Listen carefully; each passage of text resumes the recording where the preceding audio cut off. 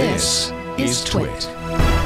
So tell us about this concept, you've written about it, of the Supreme Court of Facebook and how that might help them get more things right.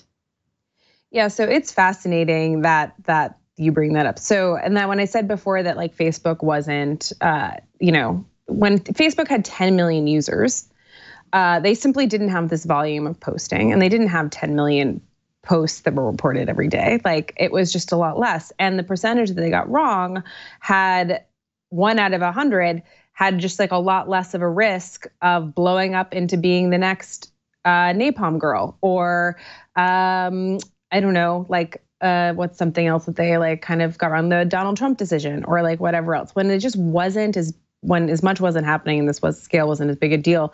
1 out of 100 was just a lot less risky for them.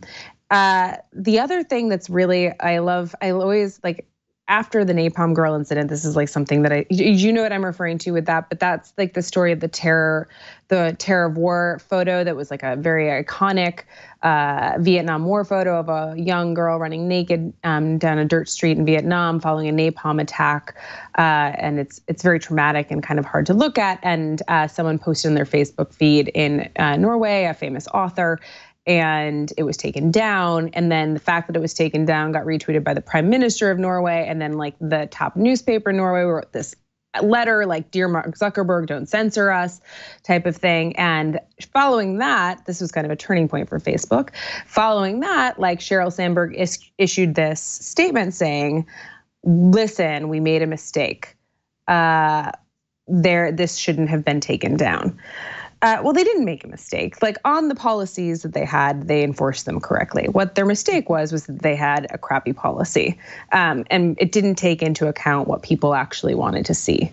And they didn't do, and that's really, I think, like an important point to make, because this is one of the reasons that this is so hard to get right, is because it's so hard to know what people's expectations are.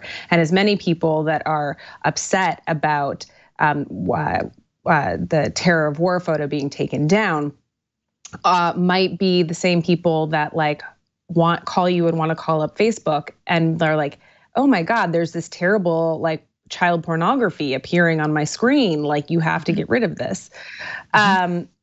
This is kind of the position that they're in. I think that offloading, and so this is kind of, I said before that I talk about how I think they can start getting this more right. It's not about about control of what you see like in users' hands necessarily. So I think that Mike's idea that you brought up before about like kind of letting users control their feed or what they see is like, that's like one way that you could do this. I think it's more about at the top kind of trying to figure out and let users have a sense of accountability in the processes that they are in the policy that is at the very top of this site. Because right now it is just kind of a few interest groups and like people in Silicon Valley, Austin, where Dublin, like where the top content moderation and escalation teams are for Facebook, and they make the policy for the entire world. And there just needs to be kind of more accountability built in there. Right. So what sort of structures do you think they're putting in place other than trying to just put out fires and react? Do you see something promising on the horizon here? Yeah, I mean, I think that I've written about this. There's like I wrote an op-ed in, I think it was late November, for the New York Times with my co-author, Thomas Kadri, who's also at Yale Law School with me, or was at Yale Law School with me. And this was kind of talking about this new idea, this tribunal or council that that Facebook has announced that they're going to do, and they made a big kind of splashy announcement. So I think it's actually going to happen. But the idea would be that they create like a tribunal of people to make decisions on not only big policy changes, but on kind of decisions of newsworthiness.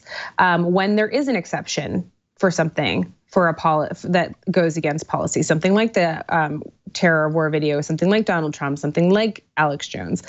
And I think that this has a lot of benefits. This is a huge benefit for Facebook. Right now, Facebook, as I kind of wrote about in Facebook v. Sullivan, is the executive, the legislature, the courts, and the press. And like this separates the powers. This kind of like takes the courts away. And one of the benefits of separating powers is that if you're the other branches, you can point at the court or the whatever, or the tribunal and say, listen, we're this wasn't us. Like we created the rule, but like this tribunal, like these are your people. This is like how these are representatives. They decided that this wasn't the right policy. If you're upset about this policy, don't come to us, talk to the tribunal. And I think that this is brilliant. Right now it's a giant bag, like a leaking bag of liability for Facebook to like continue making these decisions. It's just, they're never gonna get it right. You can never make everyone happy.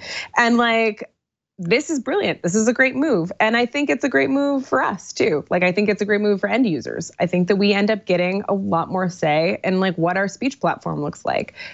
That's becoming kind of one of our fundamental rights, in this day and age.